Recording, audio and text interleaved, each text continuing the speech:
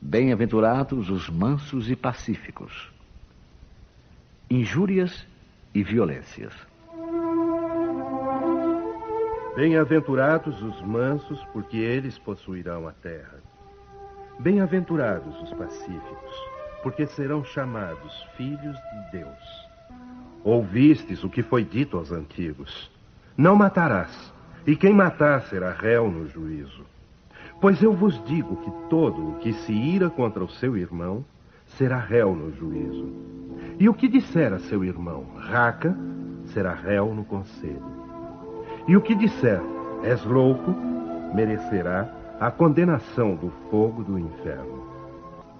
Por estas máximas, Jesus estabeleceu como lei a doçura, a moderação, a mansuetude, a afabilidade e a paciência.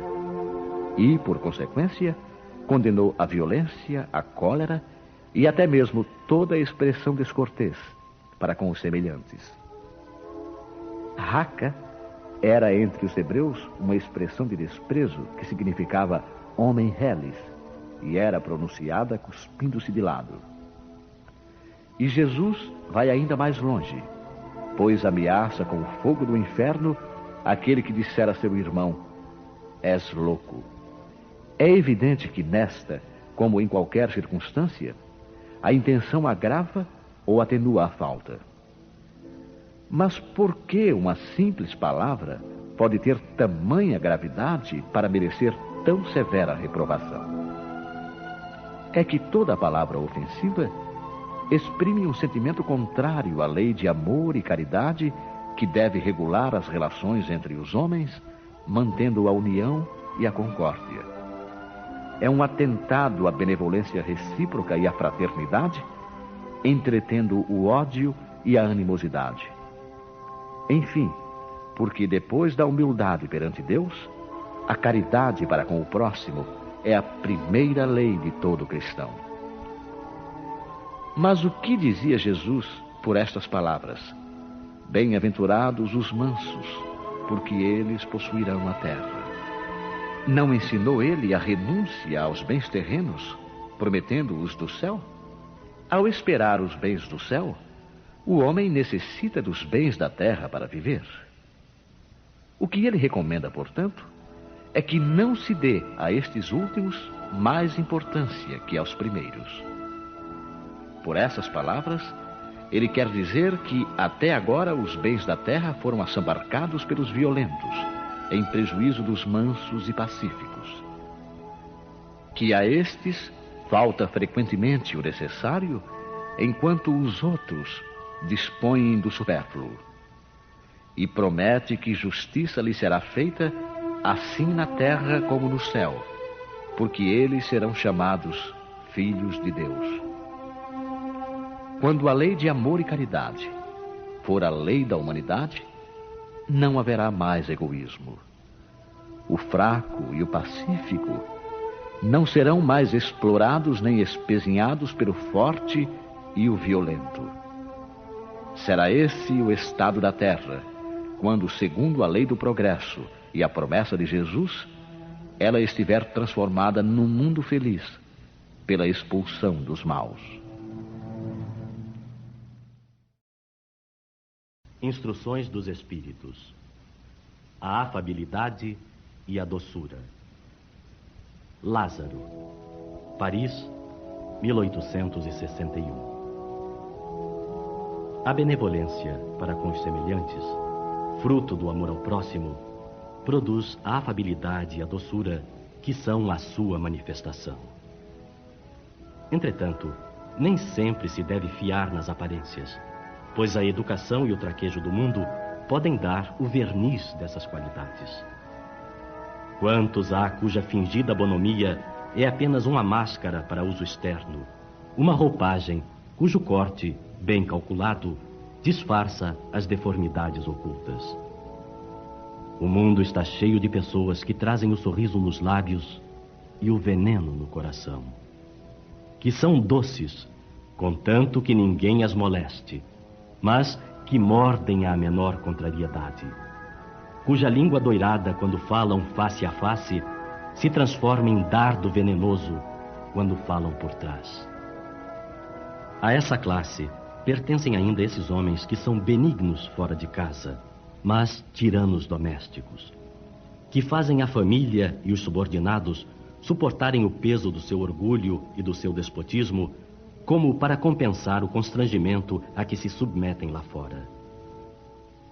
Não ousando impor sua autoridade aos estranhos que os colocariam no seu lugar, querem pelo menos ser temidos pelos que não podem resistir-lhes. Sua vaidade se satisfaz com o poderem dizer: aqui eu mando e sou obedecido, sem pensar que poderiam acrescentar com mais razão: e sou detestado. Não basta que os lábios destilem leite e mel, pois se o coração nada tem com isso, trata-se de hipocrisia. Aquele cuja afabilidade e doçura não são fingidas, jamais se desmente. É o mesmo para o mundo ou na intimidade, e sabe que se pode enganar os homens pelas aparências, não pode enganar a Deus.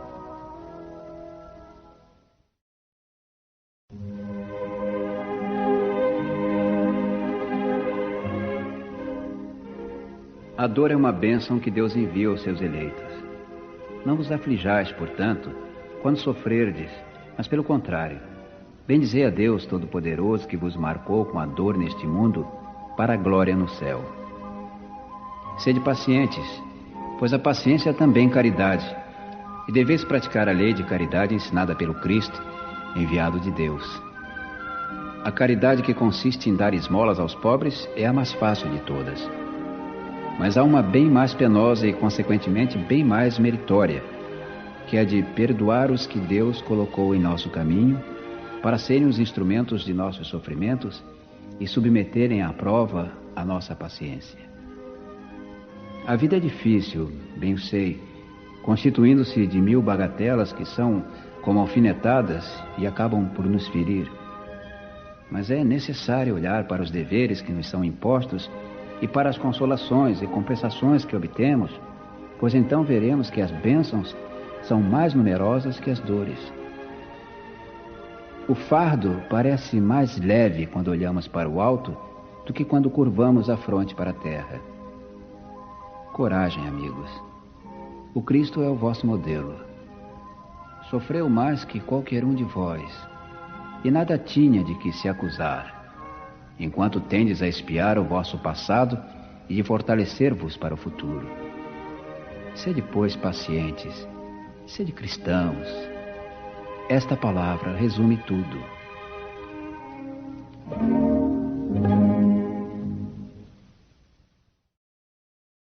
Obediência e resignação. Lázaro, Paris, 1863. A doutrina de Jesus ensina sempre a obediência e a resignação.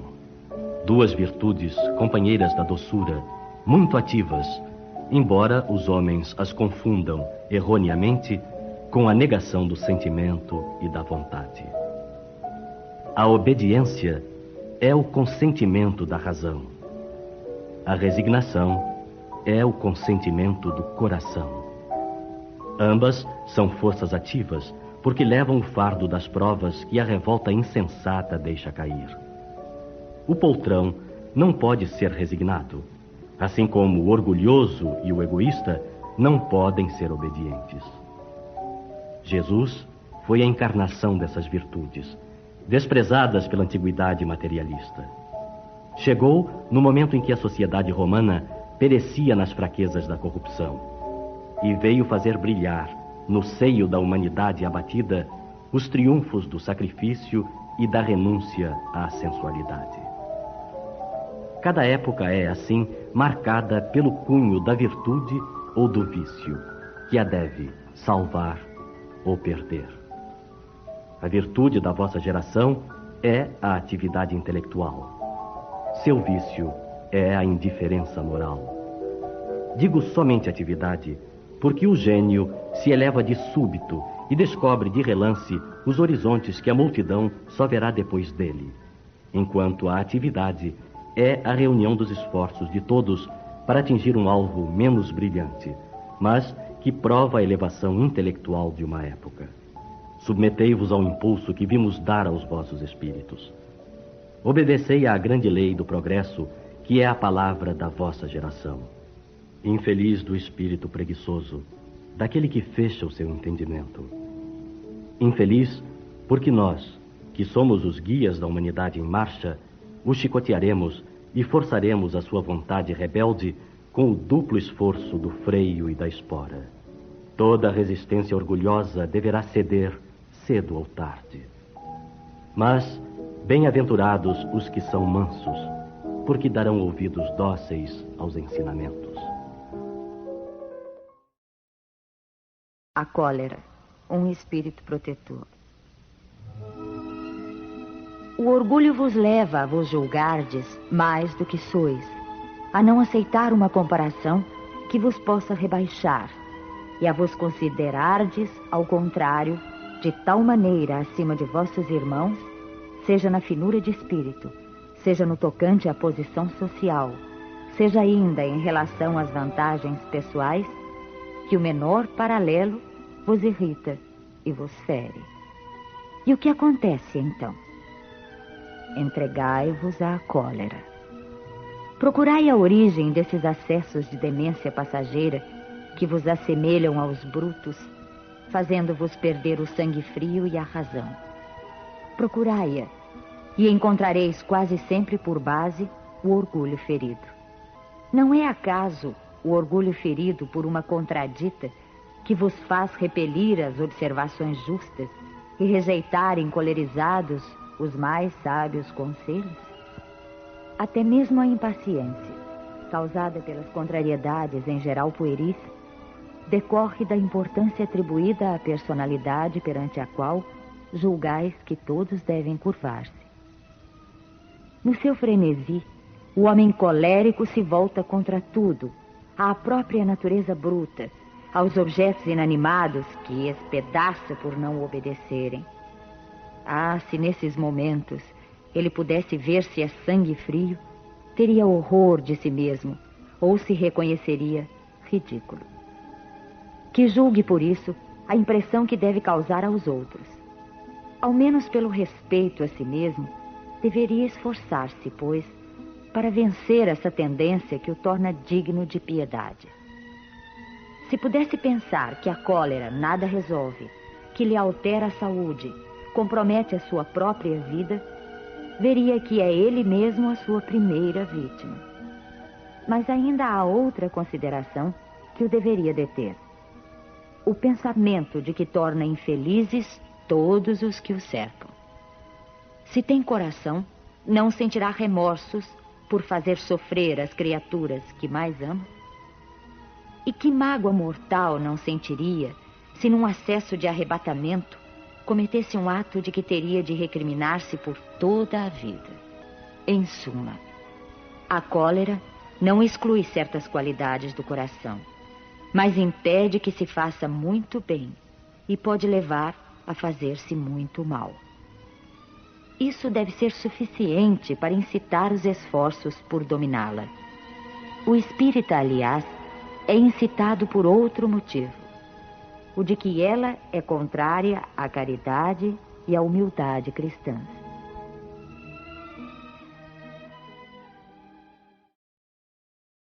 Hahnemann, Paris, 1863.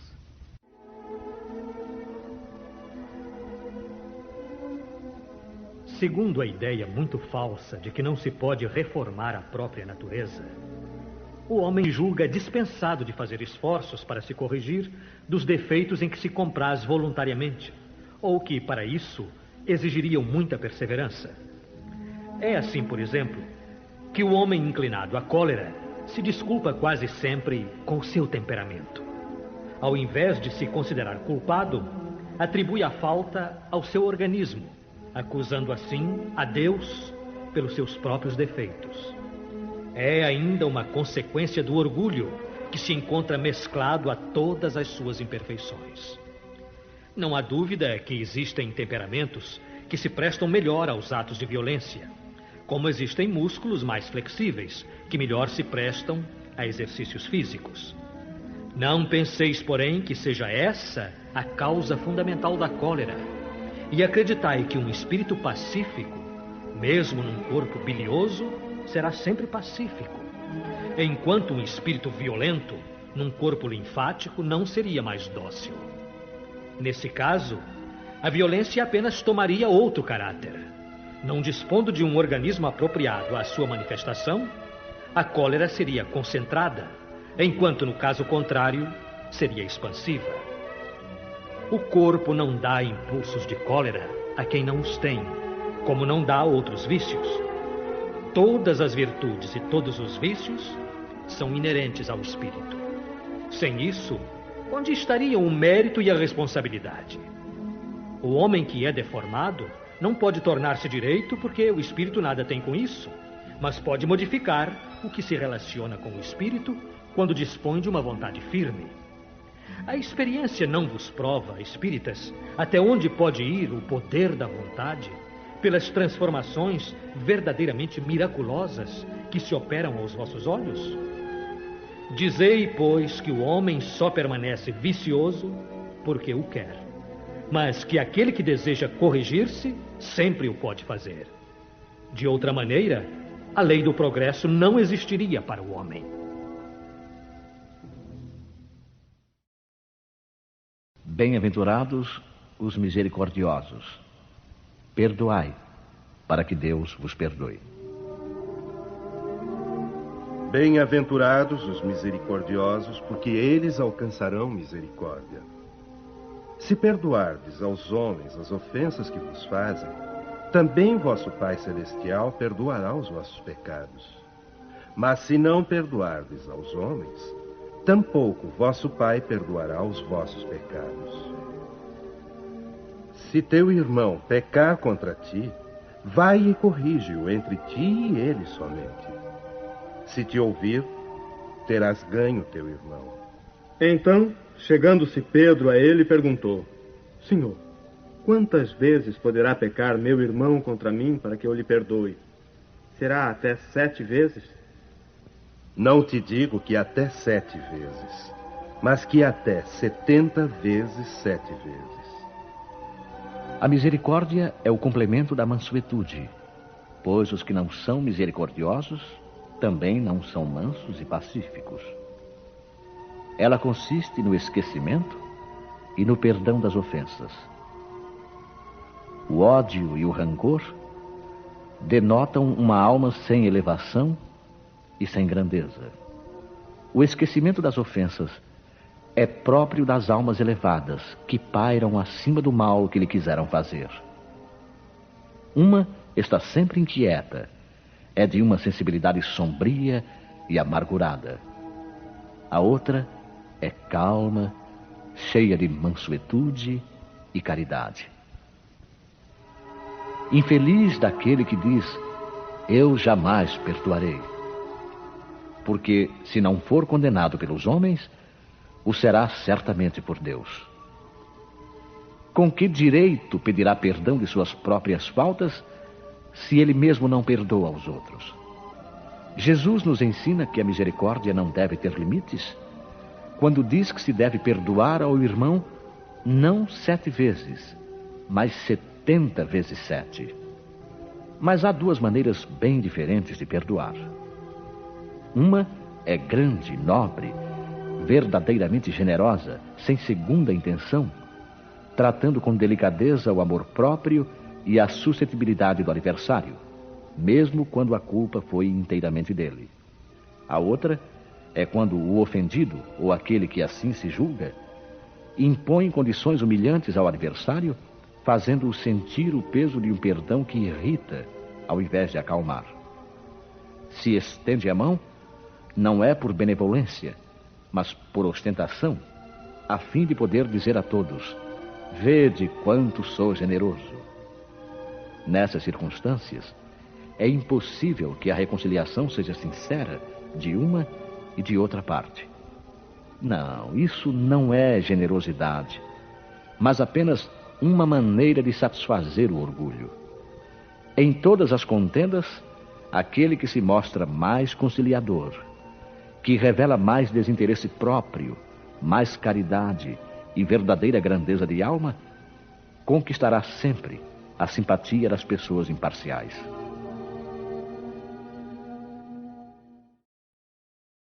Reconciliar-se com os adversários. Concerta-te sem demora com o teu adversário enquanto estás a caminho com ele, para que não suceda que ele te entregue ao juiz e que o juiz te entregue ao seu ministro e sejas mandado para a cadeia. Em verdade te digo que não sairás de lá enquanto não pagares o último ceitil. Há na prática do perdão e na prática do bem em geral, além de um efeito moral, um efeito também material. A morte, como se sabe, não nos livra dos nossos inimigos. Os espíritos vingativos perseguem sempre com o seu ódio, além da sepultura, aqueles que ainda são objeto do seu rancor. Daí, ser falso, quando aplicado ao homem, o provérbio morto o cão, acaba a raiva. O espírito mau espera que aquele a quem quer mal esteja encerrado em seu corpo e assim menos livre, para mais facilmente o atormentar, atingindo-o nos seus interesses ou nas suas mais caras afeições. É necessário ver nesse fato a causa da maioria dos casos de obsessão, sobretudo daqueles que apresentam certa gravidade, como a subjugação e a possessão. O obsedado e o possesso são, pois, quase sempre, vítimas de uma vingança anterior a que provavelmente deram motivo por sua conduta.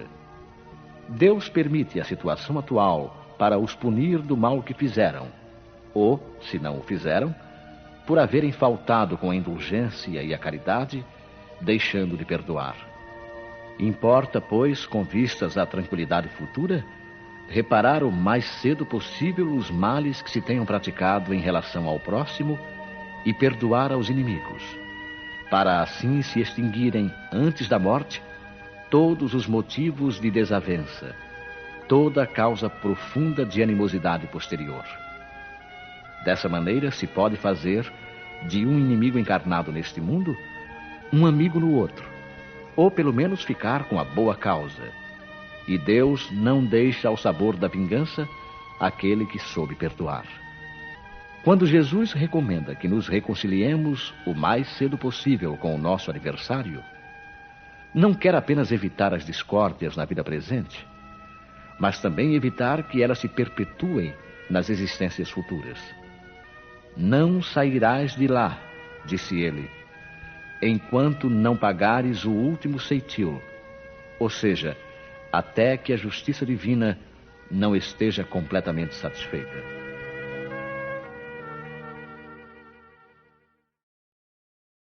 O sacrifício mais agradável a Deus.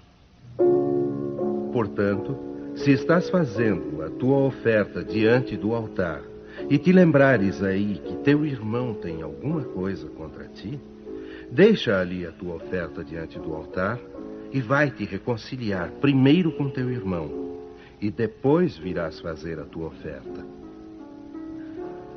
Quando Jesus disse, vou te reconciliar primeiro com teu irmão, e depois virás fazer a tua oferta, ensinou que o sacrifício mais agradável ao Senhor é o dos próprios ressentimentos, que antes de pedir perdão ao Senhor, é preciso que se perdoe aos outros, e que, se algum mal se tiver feito contra um irmão, é necessário tê-lo reparado. Somente assim, a oferenda será agradável, porque proveniente de um coração puro de qualquer mau pensamento. Ele materializa esse preceito porque os judeus ofereciam sacrifícios materiais e era necessário conformar as suas palavras aos costumes do povo. O cristão não oferece prendas materiais, pois espiritualizou o sacrifício. Mas o preceito não tem menos força para ele. Oferecendo sua alma a Deus, deve apresentá-la purificada. Ao entrar no templo do Senhor, deve deixar lá fora todo sentimento de ódio e de animosidade, todo mau pensamento contra seu irmão.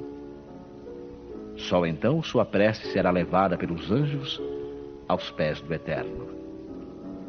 Eis o que ensina Jesus por essas palavras.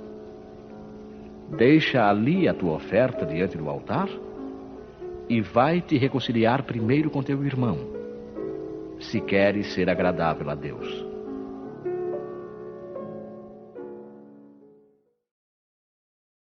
O argueiro e a trave no olho. Por que vês tu, pois, o argueiro no olho do teu irmão e não vês a trave no teu olho? Ou como dizes a teu irmão: deixa-me tirar do teu olho o argueiro, quando tens no teu uma trave? Hipócrita, tira primeiro a trave do teu olho, e então verás como has de tirar o argueiro do olho do teu irmão. Um dos caprichos da humanidade é ver cada qual o mal alheio antes do próprio. Para julgar-se a si mesmo, seria necessário poder mirar-se no espelho, transportar-se de qualquer maneira fora de si mesmo e considerar-se como outra pessoa, perguntando: que pensaria eu se visse alguém fazendo o que faço? É o orgulho, incontestavelmente, o que leva o homem a disfarçar os seus próprios defeitos, tanto morais como físicos. Esse capricho é essencialmente contrário à caridade, pois a verdadeira caridade é modesta, simples e indulgente. A caridade orgulhosa é um contrassenso, pois esses dois sentimentos se neutralizam mutuamente. Como, de fato, um homem bastante fútil para crer na importância de sua personalidade e na supremacia de suas qualidades, poderia ter ao mesmo tempo bastante abnegação para ressaltar nos outros o bem que poderia eclipsá-lo, em lugar do mal que poderia pô-lo em destaque. Se o orgulho é a fonte de muitos vícios, é também a negação de muitas virtudes. Encontramo-lo no fundo e como móvel de quase todas as ações. Foi por isso que Jesus se empenhou em combatê-lo como o principal obstáculo ao progresso.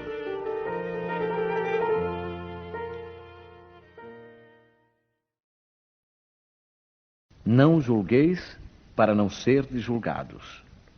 Aquele que estiver sem pecado, atire a primeira pedra. Não julgueis, pois, para não serdes julgados. Porque com o juízo que julgardes os outros, sereis julgados. E com a medida com que medirdes, vos medirão também a vós. Então lhe trouxeram os escribas e os fariseus uma mulher que fora apanhada em adultério, e a puseram no meio. E lhe disseram: Mestre, esta mulher foi agora mesmo apanhada em adultério, e Moisés, na lei, mandou apedrejar a estas tais. Qual é a vossa opinião sobre isto? Diziam, pois, isto os judeus, tentando-o, para o poderem acusar. Jesus, porém, abaixando-se, pôs-se a escrever com o dedo na terra. E como eles perseveravam em fazer-lhe perguntas, ergueu-se Jesus e disse-lhe: Aquele dentre vós que estiver sem pecado, atire-lhe a primeira pedra. E, tornando a abaixar-se, escrevia na terra. Mas eles, ouvindo, foram saindo um a um, sendo os mais velhos os primeiros. E ficou só Jesus com a mulher, que estava no meio, em pé. Então, erguendo-se, Jesus lhe disse: Onde estão os que te acusavam? Ninguém te condenou? Ninguém, Senhor. Nem eu tampouco te condenarei. Vai, e não peques mais. Aquele que estiver sem pecado, atire-lhe a primeira pedra, disse Jesus. Esta máxima faz da indulgência um dever, pois não há quem dela não necessite para si mesmo. Ensina que não devemos julgar os outros mais severamente do que nos julgamos a nós mesmos, nem condenar nos outros o que nos desculpamos em nós. antes de reprovar uma falta de alguém, consideremos se a mesma reprovação não nos pode ser aplicada. A censura da conduta alheia pode ter dois motivos: reprimir o mal ou desacreditar a pessoa cujos atos criticamos. Este último motivo jamais tem escusa, pois decorre da maledicência e da maldade. O primeiro pode ser louvável e tornar-se mesmo um dever em certos casos, pois dele pode resultar um bem, e porque sem ele o mal jamais seria reprimido na sociedade. Aliás, não deve o homem ajudar o progresso dos seus semelhantes? Não se deve, pois, tomar no sentido absoluto este princípio: não julgueis para não serdes julgados, porque a letra mata e o espírito vivifica. Jesus não podia proibir de se reprovar o mal, pois ele mesmo nos deu o exemplo disso e o fez em termos enérgicos.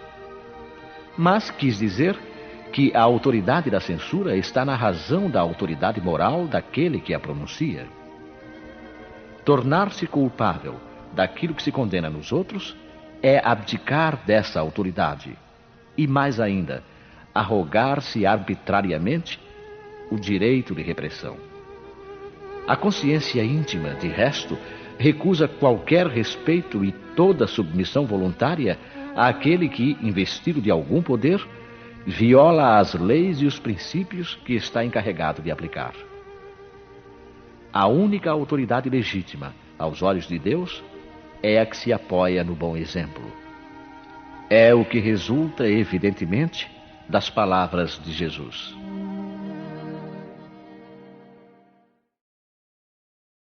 Instruções dos Espíritos. Perdão das ofensas. Simeon, Bordeaux, 1862. Quantas vezes perdoarei ao meu irmão? Perdoá-lo-eis não 7 vezes, mas 70 vezes 7. Eis um desses ensinos de Jesus que devem calar em vossa inteligência e falar bem alto ao vosso coração. Comparai essas palavras misericordiosas com a oração tão simples, tão resumida e ao mesmo tempo tão grande nas suas aspirações que Jesus ensinou aos discípulos, e encontrareis sempre o mesmo pensamento. Jesus, o justo por excelência, responde a Pedro: perdoarás, mas sem limites. Perdoarás cada ofensa tantas vezes quanto ela vos for feita. E ensinarás a teus irmãos esse esquecimento de si mesmo que nos torna invulneráveis às agressões, aos maus tratos e às injúrias. Serás doce e humilde de coração, não medindo jamais a mansuetude, e farás, enfim, para os outros o que desejas que o Pai Celeste faça por ti. Não tem ele de te perdoar sempre, e acaso conta o número de vezes que o seu perdão vem apagar as tuas faltas? Ouvi, pois, essa resposta de Jesus e, como Pedro, aplicai-a a vós mesmos. Perdoai, usai a indulgência, sede caridosos, generosos e até mesmo pródigos no vosso amor. Dai, porque o Senhor vos dará. Abaixai-vos, que o Senhor vos levantará. Humilhai-vos, que o Senhor vos fará sentar à sua direita. Ide, meus bem-amados, estudai e comentai essas palavras que vos dirijo da parte daquele que do alto dos esplendores celestes tem sempre os olhos voltados para vós e continua com amor a tarefa ingrata que começou há 18 séculos. Perdoai, pois, os vossos irmãos como tendes necessidade de ser perdoados. Se os seus atos vos prejudicarem pessoalmente, eis um motivo a mais para serdes indulgentes, porque o mérito do perdão é proporcional à gravidade do mal e não haveria nenhum em passar por alto os erros de vossos irmãos, se estes apenas vos incomodassem de leve. Espíritas, não vos olvideis de que tanto em palavras como em atos, o perdão das injúrias nunca deve reduzir-se a uma expressão vazia. Se vos dizeis espíritas, sede-o de fato. Esquecei o mal que vos tenham feito e pensai apenas numa coisa: no bem que possais fazer. Aquele que entrou nesse caminho não deve afastar-se dele, nem mesmo em pensamento, pois sois responsáveis pelos vossos pensamentos que Deus conhece. Fazei, pois, que eles sejam desprovidos de qualquer sentimento de rancor. Deus sabe o que existe no fundo do coração de cada um. Feliz aquele que pode dizer cada noite ao dormir: nada tenho contra o meu próximo.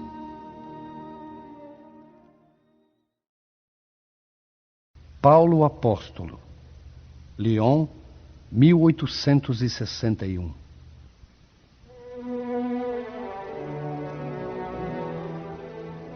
Perdoar aos inimigos é pedir perdão para si mesmo. Perdoar aos amigos é dar prova de amizade. Perdoar as ofensas é mostrar que se melhora. Perdoai, pois, meus amigos, para que Deus vos perdoe. Porque se fordes duros, exigentes, inflexíveis, se guardardes até mesmo uma ligeira ofensa, como quereis que Deus esqueça que todos os dias tendes grande necessidade de indulgência?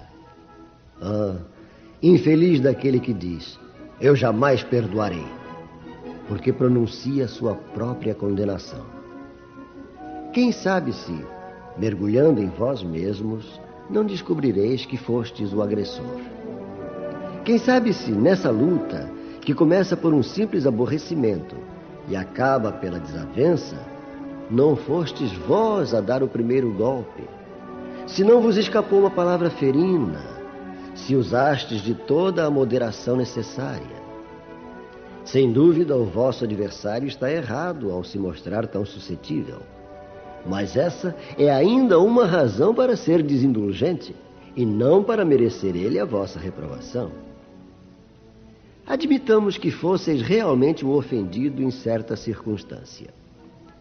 Quem sabe se não envenenastes o caso com represálias, fazendo degenerar numa disputa grave aquilo que facilmente poderia cair no esquecimento.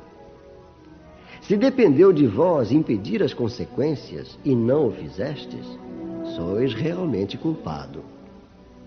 Admitamos ainda que nada tendes a reprovar na vossa conduta, e nesse caso, maior será o vosso mérito se vos mostrardes clemente. Mas há duas maneiras bem diferentes de perdoar: há o perdão dos lábios e o perdão do coração.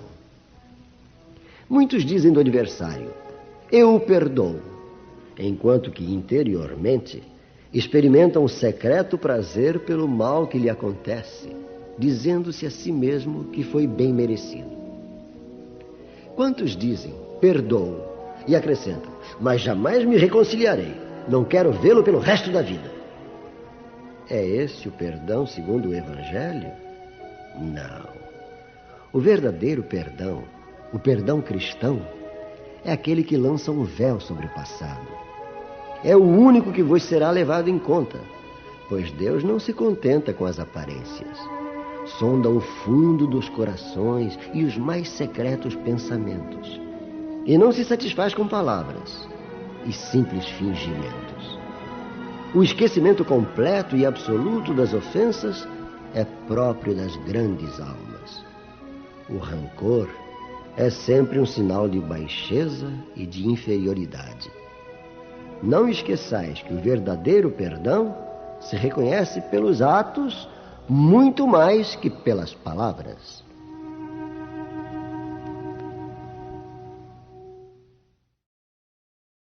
A indulgência. José, espírito protetor, Bordeaux, 1863. Espíritas, queremos hoje falar-vos da indulgência. Esse sentimento tão doce, tão fraternal, que todo homem deve ter para com os seus irmãos, mas que tão poucos praticam.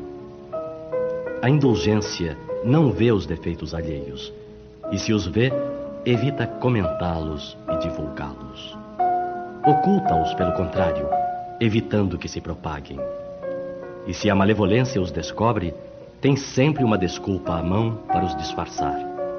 Mas uma desculpa plausível, séria, e não daquelas que, fingindo atenuar a falta, a fazem ressaltar com pérfida astúcia.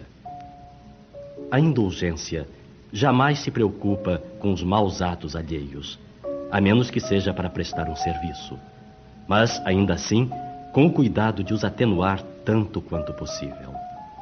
Não faz observações chocantes, nem traz censura nos lábios, mas apenas conselhos, quase sempre velados. Quando criticais, que dedução se deve tirar das vossas palavras? A de que vós, que censurais, não praticastes o que condenais, e valeis mais do que o culpado. Ó homens, quando passareis a julgar os vossos próprios corações, os vossos próprios pensamentos e os vossos próprios atos, sem vos ocupardes do que fazem os vossos irmãos? Quando fitareis os vossos olhos severos somente sobre vós mesmos? Sede, pois, severos convosco e indulgentes para com os outros.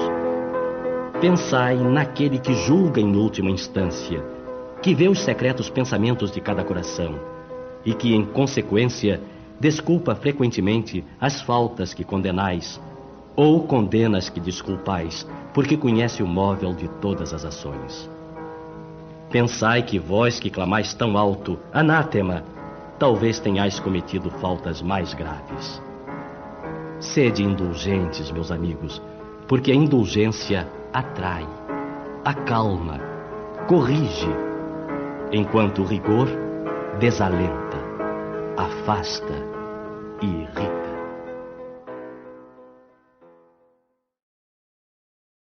João, bispo de Bordeaux, 1862. Sede indulgentes para as faltas alheias, quaisquer que sejam. Não julgueis com severidade, senão as vossas próprias ações, e o Senhor usará de indulgência para convosco, como usastes para com os outros.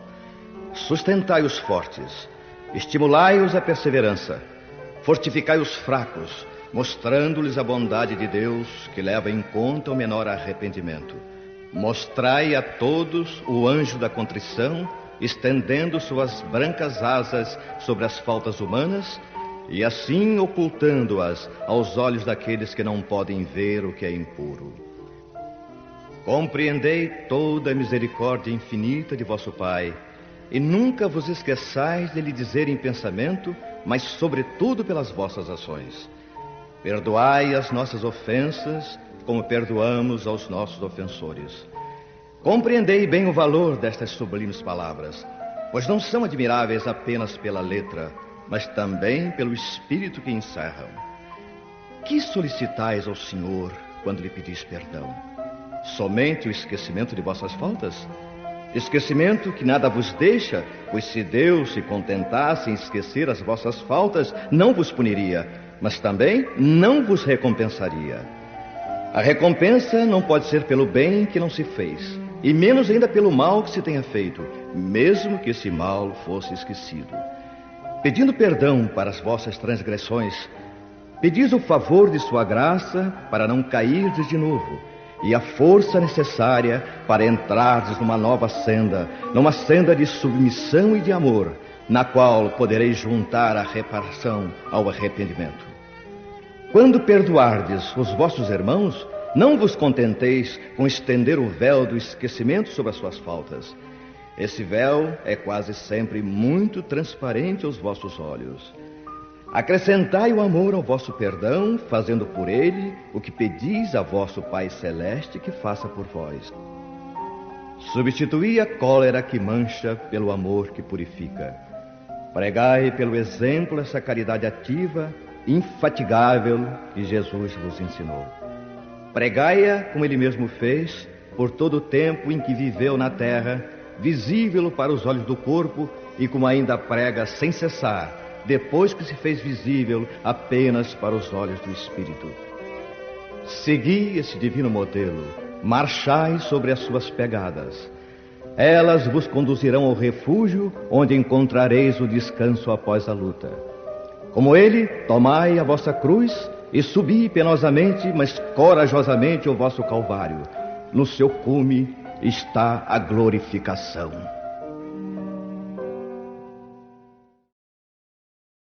De Fetre.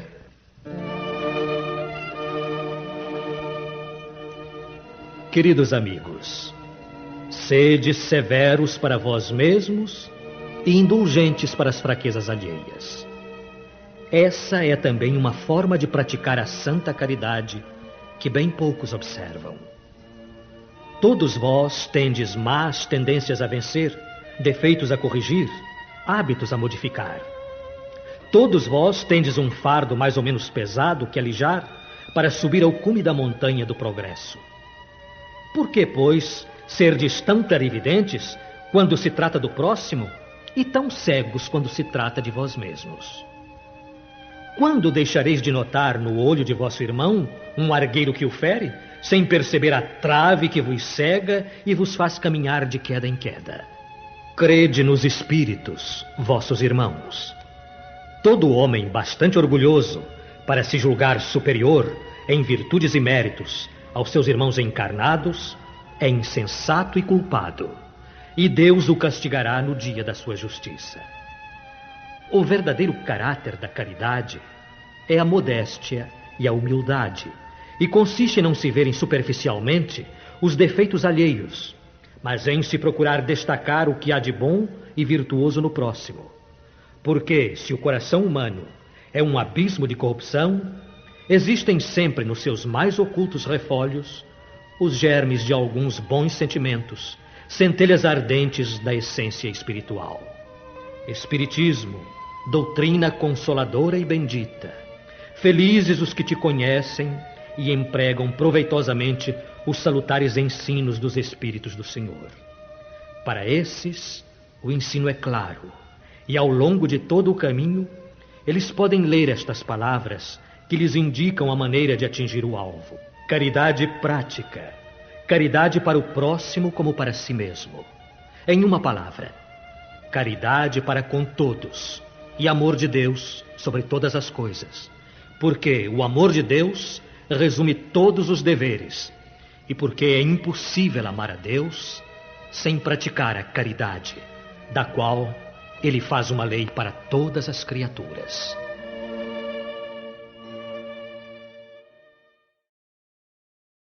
É permitido repreender os outros? Ninguém sendo perfeito, não se segue que ninguém tem o direito de repreender o próximo? Certamente não, pois cada um de vós deve trabalhar para o progresso de todos e, sobretudo, dos que estão sob a vossa tutela. Mas isso é também uma razão para o fazerdes com moderação, com uma intenção útil e não como geralmente se faz, pelo prazer de denegrir. Neste último caso, a censura é uma maldade. No primeiro, é um dever que a caridade manda cumprir com todas as cautelas possíveis. E ainda assim, a censura que se faz a outro deve ser endereçada também a nós mesmos para vermos se não a merecemos. Será repreensível observar as imperfeições dos outros quando disso não possa resultar nenhum benefício para eles, e mesmo que não as divulguemos? Tudo depende da intenção. Certamente que não é proibido ver o mal quando o mal existe. Seria mesmo inconveniente ver-se por toda parte somente o bem. Essa ilusão prejudicaria o progresso. O erro está em fazer essa observação em prejuízo do próximo, desacreditando-o sem necessidade na opinião pública. Seria ainda repreensível fazê-la com um sentimento de malevolência e de satisfação por encontrar os outros em falta. Mas dá-se inteiramente o contrário, quando, lançando um véu sobre o mal para ocultá-lo do público, limitamo-nos a observá-lo para proveito pessoal, ou seja, para estudá-lo e evitar aquilo que censuramos nos outros. Essa observação, aliás, não é útil ao moralista? Como descreveria ele as extravagâncias humanas se não estudasse os seus exemplos? Há casos em que seja útil descobrir o mal alheio? Esta questão é muito delicada e precisamos recorrer à caridade bem compreendida. Se as imperfeições de uma pessoa só prejudicam a ela mesma, não há jamais utilidade em divulgá-las. Mas, se elas podem prejudicar a outros, é necessário preferir o interesse do maior número ao de um só.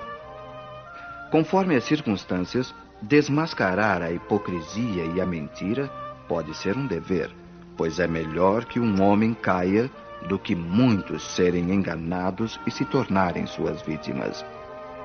Em semelhante caso, é necessário balancear as vantagens e os inconvenientes. Amar ao próximo como a si mesmo. O maior mandamento. Mas os fariseus, quando ouviram que Jesus tinha feito calar a boca aos saduceus, juntaram-se em conselho. E um deles, que era doutor da lei, tentando-o, perguntou-lhe: Mestre, qual é o maior mandamento da lei? Amarás ao Senhor teu Deus de todo o teu coração, e de toda a tua alma, e de todo o teu entendimento.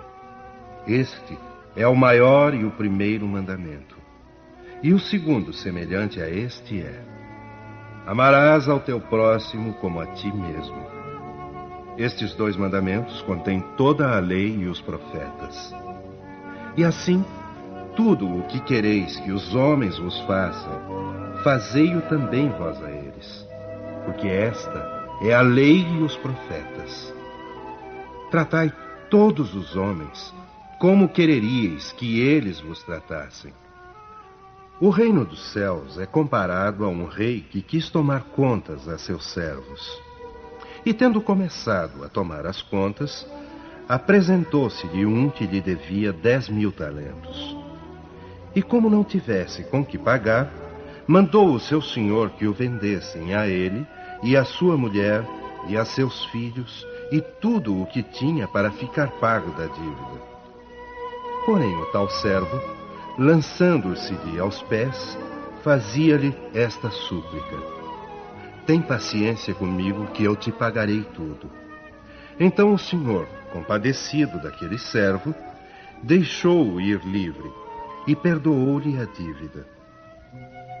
E tendo saído este servo, encontrou um de seus companheiros que lhe devia 100 dinheiros. E lançando-lhe a mão à garganta, o asfixiava, dizendo-lhe: paga-me o que deves. E o companheiro, lançando-se-lhe aos pés, rogava, dizendo: tem paciência comigo, que eu te satisfarei tudo. Porém ele não atendeu. Retirou-se e fez que o metessem na cadeia até pagar a dívida. Porém os outros servos, seus companheiros, vendo o que se passava, sentiram-no fortemente e foram dar parte a seu senhor de tudo o que tinha acontecido. Então o fez vir seu senhor e lhe disse: servo mau, eu te perdoei a dívida toda, porque me vieste rogar isso. Não devias tu, logo, compadecer-te igualmente do teu companheiro, assim como também eu me compadeci de ti? E cheio de cólera, mandou seu senhor que o entregassem aos algozes até pagar toda a dívida. Assim também vos tratará meu Pai Celestial, se não perdoardes do íntimo de vossos corações aquilo que vos tenha feito vosso irmão. Amar o próximo como a si mesmo. Fazer aos outros como quereríamos que nos fizessem. Eis a expressão mais completa da caridade, porque ela resume todos os deveres para com o próximo. Não se pode ter, neste caso, guia mais seguro do que tomando como medida do que se deve fazer aos outros o que se deseja para si mesmo. Com que direito exigiríamos de nossos semelhantes melhor tratamento, mais indulgência, benevolência e devotamento do que lhes damos? A prática dessas máximas leva à destruição do egoísmo. Quando os homens as tomarem como normas de conduta e como base de suas instituições, compreenderão a verdadeira fraternidade e farão reinar a paz e a justiça entre eles. Não haverá mais ódios nem dissensões, mas união, concórdia e mútua benevolência.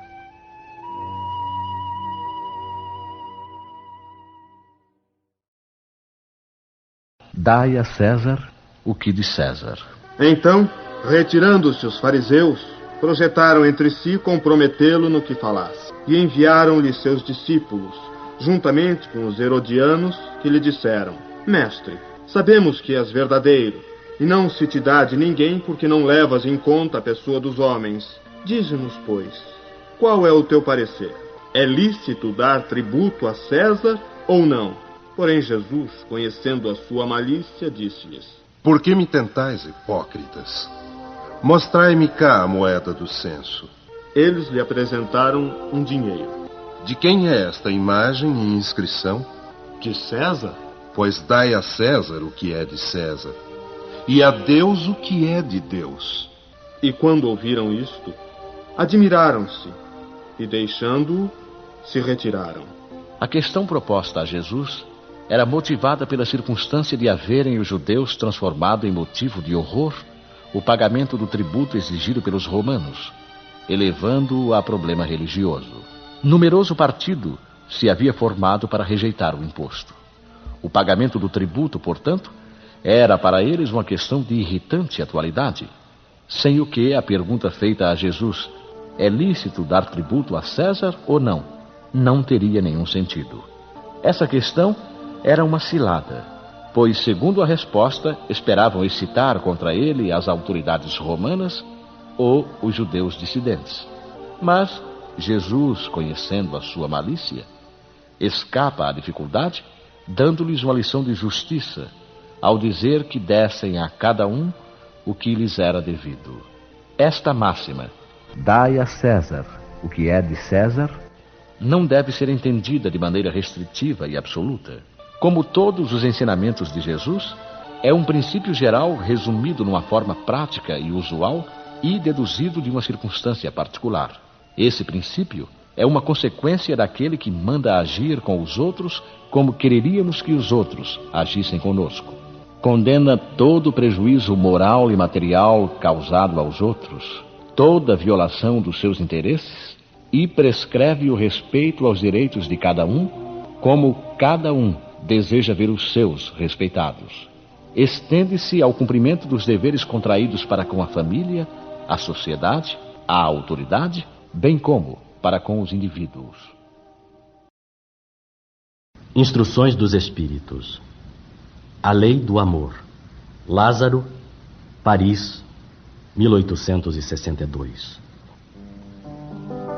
O amor resume toda a doutrina de Jesus, porque é o sentimento por excelência. E os sentimentos são os instintos elevados à altura do progresso realizado. No seu ponto de partida, o homem só tem instintos. Mais avançado e corrompido, só tem sensações. Mais instruído e purificado, tem sentimentos. E o amor é o requinte do sentimento. Não o amor no sentido vulgar do termo, mas esse solo interior que reúne e condensa em seu foco ardente todas as aspirações e todas as revelações sobre-humanas. A lei do amor substitui a personalidade pela fusão dos seres e extingue as misérias sociais. Feliz aquele que, sobrelevando-se à humanidade, ama com imenso amor os seus irmãos em sofrimento. Feliz aquele que ama, porque não conhece as angústias da alma, nem as do corpo. Seus pés são leves, e ele vive como transportado fora de si mesmo. Quando Jesus pronunciou essa palavra divina, amor, fez estremecerem os povos, e os mártires, ébrios de esperança, desceram ao circo. O Espiritismo, por sua vez, vem pronunciar a segunda palavra do alfabeto divino. Ficai atentos, porque essa palavra levanta a lápide dos túmulos vazios, e a reencarnação, vencendo a morte, revela ao homem deslumbrado o seu patrimônio intelectual. Mas já não é mais aos suplícios que ela conduz, e sim à conquista do seu ser, elevado e transfigurado. O sangue resgatou o espírito, e o espírito deve agora resgatar o homem da matéria. Disse que o homem, no seu início, tem apenas instintos. Aquele, pois, em que os instintos dominam, está mais próximo do ponto de partida do que do alvo. Para avançar em direção ao alvo, é necessário vencer os instintos a favor dos sentimentos, ou seja, aperfeiçoar a estes, sufocando os germes latentes da matéria. Os instintos são a germinação e os embriões dos sentimentos. Trazem consigo o progresso como a bolota oculta o carvalho. Os seres menos adiantados são os que, libertando-se lentamente de sua crisálida, permanecem subjugados pelos instintos. O espírito deve ser cultivado como um campo. Toda a riqueza futura depende do trabalho atual. E mais que aos bens terrenos, ele vos conduzirá à gloriosa elevação. Será então que, compreendendo a lei do amor que une a todos os seres, nela buscareis os suaves prazeres da alma, que são o prelúdio das alegrias celestes. Fenelon, 1861. O amor é de essência divina. Desde o mais elevado até o mais humilde, todos vós possuís no fundo do coração a centelha desse fogo sagrado. É um fato que tendes podido constatar muitas vezes. O homem mais abjeto, o mais vil, o mais criminoso, tem por um ser ou um objeto qualquer uma afeição viva e ardente à prova de todas as vicissitudes, atingindo frequentemente alturas sublimes. Disse por um ser ou um objeto qualquer, porque existem entre vós indivíduos que dispensam tesouros de amor que lhes transbordam do coração aos animais, às plantas e até mesmo aos objetos materiais. Espécies de misantropos a se lamentarem da humanidade em geral resistem à tendência natural da alma, que busca em seu redor afeição e simpatia. Rebaixam a lei do amor à condição do instinto. Mas façam o que quiserem, não conseguirão sufocar o germe vivaz que Deus depositou em seus corações no ato da criação. Esse germe se desenvolve e cresce com a moralidade e a inteligência. E, embora frequentemente comprimido pelo egoísmo, é a fonte das santas e doces virtudes, que constituem as afeições sinceras e duradouras, que vos ajudam a transpor a rota escarpada e árida da existência humana. Há algumas pessoas a quem repugna a prova da reencarnação pela ideia de que outros participarão das simpatias afetivas de que são ciosas. Pobres irmãos, o vosso afeto vos torna egoístas. Vosso amor se restringe a um círculo estreito de parentes ou de amigos, e todos os demais vos são indiferentes. Pois bem, para praticar a lei do amor como Deus a quer, é necessário que chegueis a amar pouco a pouco e indistintamente a todos os vossos irmãos. A tarefa é longa e difícil, mas será realizada. Deus o quer, e a lei do amor é o primeiro e mais importante preceito da vossa nova doutrina, porque é ela que deve um dia matar o egoísmo sob qualquer aspecto em que se apresente, pois além do egoísmo pessoal, há ainda o egoísmo de família, de casta, de nacionalidade. Jesus disse: amai ao vosso próximo como a vós mesmos. Qual é o limite do próximo? Será a família? Aceita? A nação? Não. É toda a humanidade. Nos mundos superiores, é o amor recíproco que harmoniza e dirige os espíritos adiantados que os habitam. E o vosso planeta, destinado a um progresso que se aproxima para a sua transformação social, verá seus habitantes praticarem essa lei sublime, reflexo da própria divindade. Os efeitos da lei do amor são o aperfeiçoamento moral da raça humana e a felicidade durante a vida terrena. Os mais rebeldes e os mais viciosos deverão reformar-se quando presenciarem os benefícios produzidos pela prática deste princípio. Não façais aos outros o que não quereis que os outros vos façam, mas fazei, pelo contrário, todo o bem que puderdes. Não acrediteis na esterilidade e no endurecimento do coração humano, que cederá, não obstante, ao verdadeiro amor. Este é um imã a que ele não poderá resistir, e o seu contato vivifica e fecunda os germes dessa virtude que estão latentes em vossos corações. A terra, morada de exílio e de provas, será então purificada por esse fogo sagrado, e nela se praticarão a caridade, a humildade, a paciência, a abnegação, a resignação, o sacrifício, todas essas virtudes, filhas do amor. Não vos canseis, pois, de escutar as palavras de João Evangelista. Sabeis que, quando a doença e a velhice interromperam o curso de suas pregações, ele repetia apenas essas doces palavras: meus filhinhos, amai-vos uns aos outros. Queridos irmãos, utilizai com proveito essas lições. Sua prática é difícil, mas delas retira à alma imenso benefício. Crede-me, fazei o sublime esforço que vos peço. Amai-vos. E vereis muito em breve a terra modificada tornar-se um novo Eliseu, em que as almas dos justos virão gozar o merecido repouso.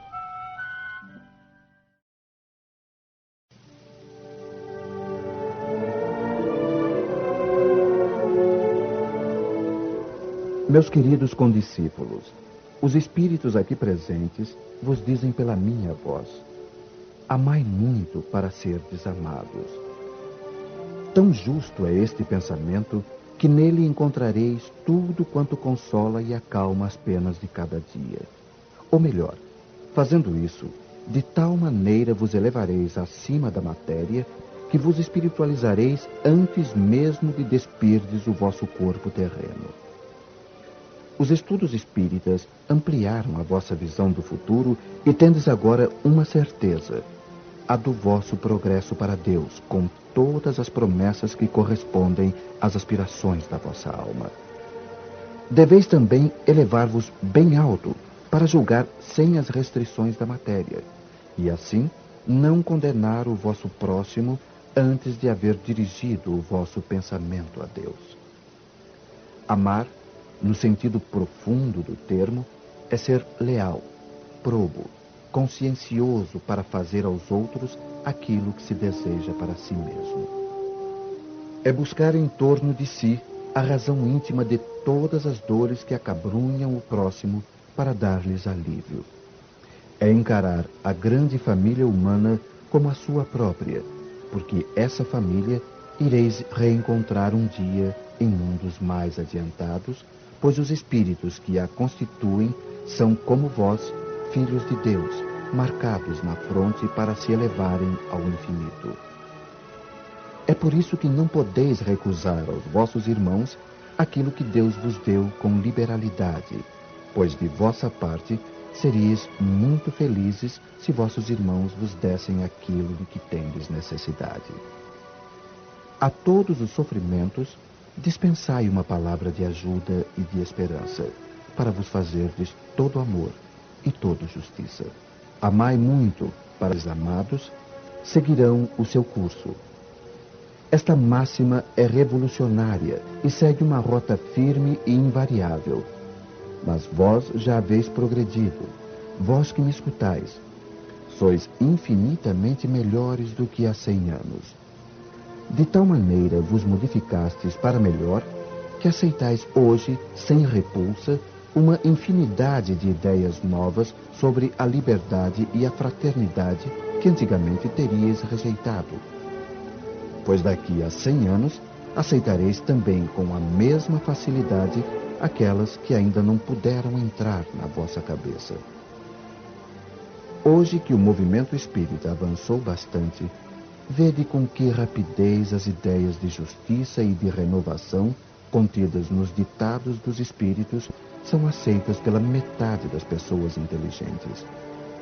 É que essas ideias correspondem ao que há de divino em vós. É que estáis preparados por uma semeadura fecunda, a do último século, que implantou na sociedade as grandes ideias de progresso. E como tudo se encadeia sob as ordens do Altíssimo, todas as lições recebidas e assimiladas resultarão nessa mudança universal do amor ao próximo. Graças a ela, os espíritos encarnados, melhor julgando e melhor sentindo, dar-se-ão as mãos até os confins do vosso planeta. Todos se reunirão para entender-se e amar-se, destruindo todas as injustiças, todas as causas de desentendimento entre os povos. Grande pensamento de renovação pelo Espiritismo, tão bem exposto no Livro dos Espíritos, produzirá o grande milagre do século futuro, o da reunião de todos os interesses materiais e espirituais dos homens pela aplicação desta máxima bem compreendida. Amai muito para serdes amados.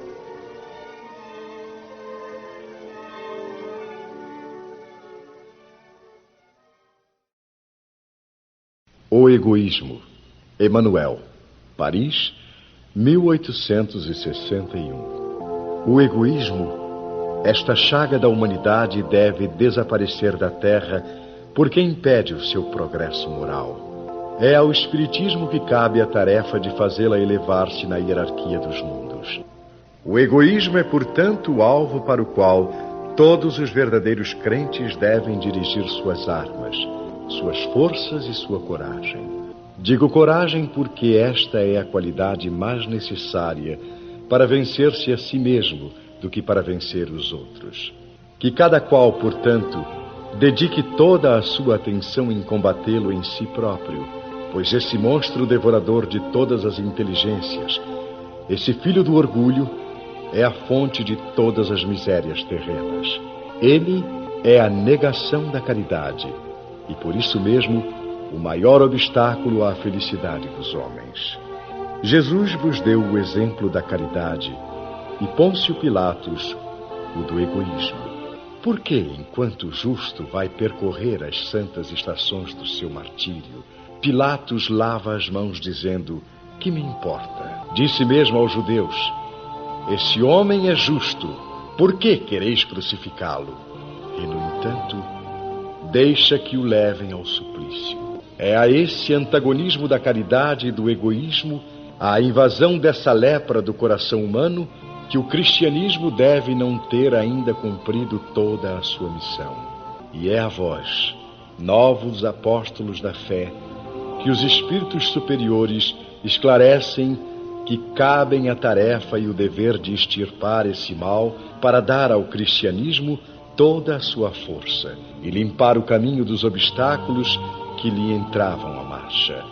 Expulsai o egoísmo da terra para que ela possa elevar-se na escala dos mundos, pois já é tempo de a humanidade vestir a sua toga viril e, para isso, é necessário primeiro expulsá-lo de vosso coração. Pascal. Se os homens se amassem reciprocamente, a caridade seria melhor praticada. Mas, para isso, seria necessário que vos esforçasseis no sentido de livrar o vosso coração dessa couraça que o envolve, a fim de torná-lo mais sensível ao sofrimento do próximo. O Cristo nunca se esquivava. Aqueles que o procuravam, fossem quem fossem, não eram repelidos. A mulher adúltera, o criminoso, eram socorridos por ele, que jamais temeu prejudicar a sua própria reputação. Quando, pois, o tomareis por modelo de todas as vossas ações? Se a caridade reinasse na terra, o mal não dominaria, mas se apagaria envergonhado. Ele se esconderia, porque em toda parte se sentiria deslocado. Seria então que o mal desapareceria. Compenetrai-vos bem disso. Começai por dar o exemplo vós mesmos. Sede caridosos para com todos, indistintamente. Esforçai-vos para não atentar nos que vos olham com desdém. Deixai a Deus cuidar de toda a justiça, pois cada dia no seu reino ele separa o joio do trigo. O egoísmo é a negação da caridade. Ora, sem a caridade não há tranquilidade na vida social. E digo mais, não há segurança. Com o egoísmo e o orgulho, que andam de mãos dadas, essa vida será sempre uma corrida favorável ao mais esperto. Uma luta de interesses em que as mais santas afeições são calcadas aos pés, em que nem mesmo os sagrados laços de família são respeitados. A fé e a caridade. Espírito protetor. Eu vos disse recentemente, meus queridos filhos, que a caridade sem a fé não seria suficiente para manter entre os homens uma ordem social capaz de fazê-los felizes. Devia ter dito que a caridade é impossível sem a fé. Podereis encontrar, é verdade, impulsos generosos entre as pessoas sem religião. Mas essa caridade austera, que só pode ser exercida pela abnegação, pelo sacrifício constante de todo o interesse egoísta, nada, a não ser a fé, poderá inspirá-la, porque nada além dela nos faz carregar com coragem e perseverança a cruz desta vida. Sim, meus filhos, é inútil querer o homem, ávido de prazeres, iludir-se quanto ao seu destino terreno, pretendendo que lhe seja permitido ocupar-se apenas da sua felicidade. Certo que Deus nos criou para sermos felizes na eternidade, mas a vida terrena deve servir unicamente para o nosso aperfeiçoamento moral, o qual se conquista mais facilmente com a ajuda do corpo e do mundo material. Sem contar as vicissitudes comuns da vida, a diversidade de vossos gostos, de vossas tendências, de vossas necessidades, são também um meio de vos aperfeiçoardes, exercitando-vos na caridade. Porque somente à custa de concessões e de sacrifícios mútuos é que podeis manter a harmonia entre elementos tão diversos. Tendes razão, entretanto, ao afirmar que a felicidade está reservada ao homem neste mundo, se a procurardes antes na prática do bem do que nos prazeres materiais. A história da cristandade nos fala dos mártires que caminhavam com alegria para o suplício. Hoje, na vossa sociedade, para ser cristão, já não se precisa enfrentar a fogueira do mártir, nem o sacrifício da vida, mas única e simplesmente o sacrifício do egoísmo, do orgulho e da vaidade. Triunfareis se a caridade vos inspirar e fordes sustentados pela fé.